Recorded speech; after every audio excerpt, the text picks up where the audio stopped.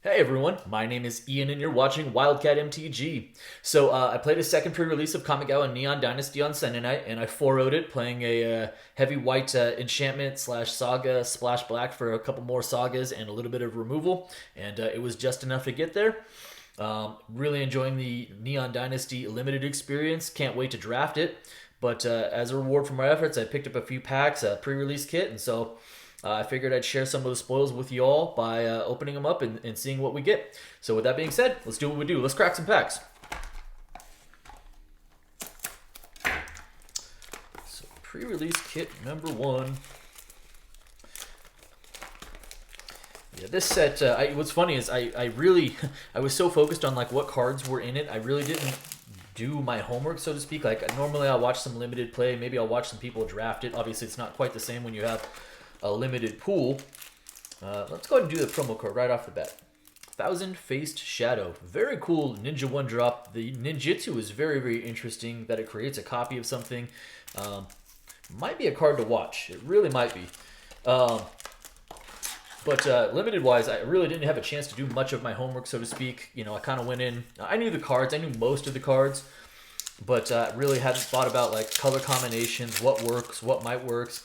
I will say in a limited format, and granted, sealed is a little bit different than drafting, but super impressed with channel and super impressed with the work that the sagas do. The fact that they're just kind of doing work on their own, and then they turn into creatures at the end as the third act is really, really powerful. I'm gonna skip past most of the commons and uncommons. Most of y'all have seen those by now. We'll do the uncommons. How about that? So we got Malicious Malfunction as the first uncommon. Go Shintai, Shared Purpose as the second.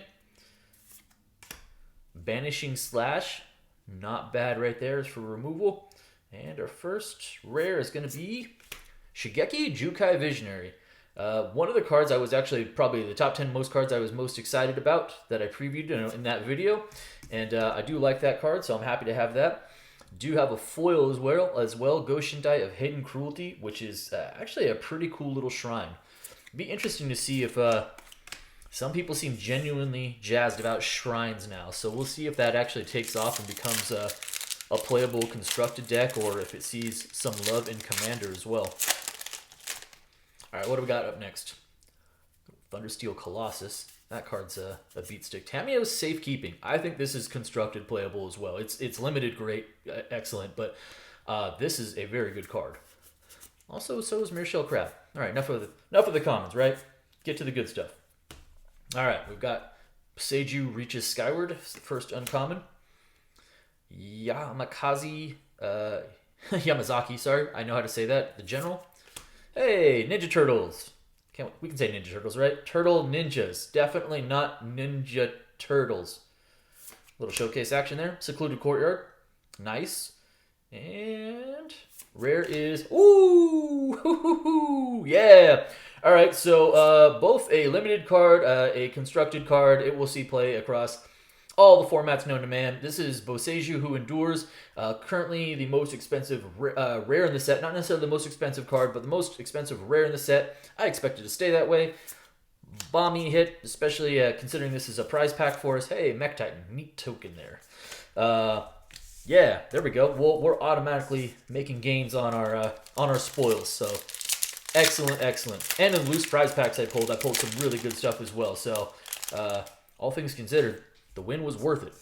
If playing wasn't enough of a reward, and it was, I enjoy playing it a lot. The rewards itself were also very good. So, all right. Nezumi Prowler as our first uncommon here. Discover the Impossible is the second uncommon. Blade Blizzard Kitsune. And we got a rare. Invoke the Winds. Solid rare, probably decent in limited. Love these lands. Never not going to love these lands. They're so cool looking. But, I mean, again, pricing is kind of all over the map, so it's really hard for me to want to quote pricing. But I got to imagine that the Who Endures card is going to hang around 25 to 30. Even as additional copies hit the market. Maybe it dips down to 20. I don't know. All right. Bronze Plate Boar, which is a very decent card. When We Were Young. Assassin's Ink, not shabby. And hey, Tatsunori Toad Rider, also very good and limited. Making frogs, dropping enchantments. Again, sagas are enchantments. They do a lot of work in limited. Make frogs over and over again. Make them unblockable. Do good work. Sweet, sweet rare right there. And Tales of Master Sashiro as a foil. Not too bad. All right, 2 more packs in this first pre-release kit.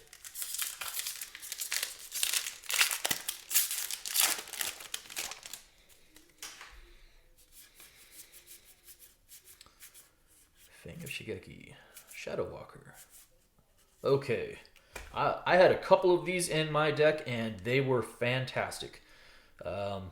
Generating card advantage, dropping creatures, and limiting the battlefield. Anyways, the Long Reach of Night is the first uncommon. Cult Anvil is the second uncommon. Reinforced Ronin. Ah, this guy is so good. He is so good. All right. Can we get a mythic? Oh, wait. Another uncommon. Just kidding. Yeah, this card is also really good, especially when you're running heavy enchantments. Yes, please. We got a rare. Storm's Edge. Not a bad little rare right there. Would probably be pretty good. It's pretty good and limited. All right, last pack. And I have a funny story to tell, and it's kind of an. I will say this: it's a little bit of an. I don't know, it's embarrassing, but it's hilarious. So, for the longest time, watching channels and watching other people open up cards on channel before I started my own, and I would watch them do the thing where they went, "Okay, we've got an uncommon, and we've got our second uncommon." And then they would do the thing where they kind of slightly lift it up, and then it'd be like, "Oh, we have a mythic," or we have a rare." And I'd be like, "How do you know that? Are you some sort of sorcerer?" And I didn't realize that the rarity was down at the bottom for like a really long time. So I was like, "Wow, that is impressive. Like, how did you guess that?" Anyways, Mech Titan Core as our other rare. Kind of ho-hum. It's very, very difficult to put together in limited. Yes, there's heavy artifact. Yes, there's heavy vehicle, but it's tough to pull it all together and have 5 on the battlefield at once. Yeah, we're already crushing it with the Boseiju Who Endures. I would have to check out that pool to know if it's how functional it is, but at least value-wise, we're already crushing it. Let's dive into our second pre-release kit here. Yeah, for the longest time, I've watched people open them up, and I had no idea that the rarity was at the bottom. And all I knew was that the set symbol and the rarity there. So like when people would be like, "Oh, we have a mythic," and they'd only be like viewing like a centimeter of the card, I'm like, "Wow, that is impressive. How did you guess that?" Yeah, well, I figured it out after a while. All right, so we've got our first promo card. This is Surge Hacker Mech. Probably definitely limited playable as a 5/5 menace. Crew 4 is a little rough, but definitely not unplayable. All right, second batch of packs. Let's see what the second pool looks like. We'll pick it up a little bit. Enough story time with Ian, huh? All right, here we go. Get to the goodies. Yep, those look so good. Sashiro's Living Legacy. That's backwards again. We had another pre-release kit like that as well. All right, Hot Shot Mechanic. 1 for a 2/1. Yes, please. Yep, reconfigure equipment. Always good. Pillar of Order. Alrighty, and our first rare, Kami of Transience. Transience? Transience? I don't know. No, it's not. There's no C in there. It's not science. Transience. And Kami of the Restless Shadows as a foil. Nothing crazy there.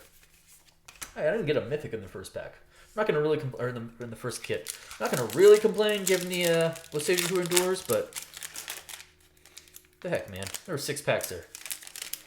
No mythics. All right, next pack here. Aki Ronin. Yeah, see, we're going to go with another kit. It's going to be apparently have backward stuff in it, huh? Love this card, by the way. Had a couple of those, and they are pretty good. So is this guy, Gravelighter. Acquisition Octopus. And one more uncommon. Mech Hanger. Cool. Mythic. Blade of the Oni. Yeah, this would qualify as a limited bomb for sure. Nice little mythic right there. Equipment. Fairly cheap to drop. Not that bad to equip. And make stuff dragons. With Menace. Yep, sign me up.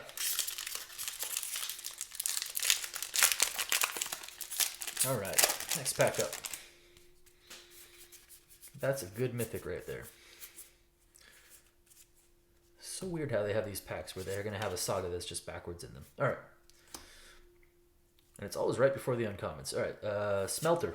Whoever Smelter dealt, never mind. Born to Drive. Reality Heist. And woo! Hey, Channel Lands. Again, from a value standpoint, I mean, this is probably one of the weaker ones. Doesn't matter. I like Channel Lands. I'm cool with that. Not sad about that. And we got a Jukai Trainee as a foil, which is pretty good in that, looking at that foiling in that particular framework.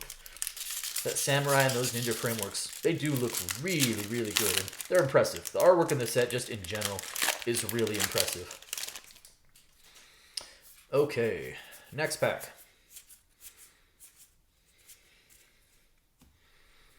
Yep, so we've got our backwards Saga. Sure, this was flipped from Okiba Reckoner Raid. And now we're going to hit our uncommons. Mech Hanger. Yamazaki General. Nice. Secluded Courtyard. Lots of flexibility in our lands here. And yay, Kyodai, Soul of Kamigawa.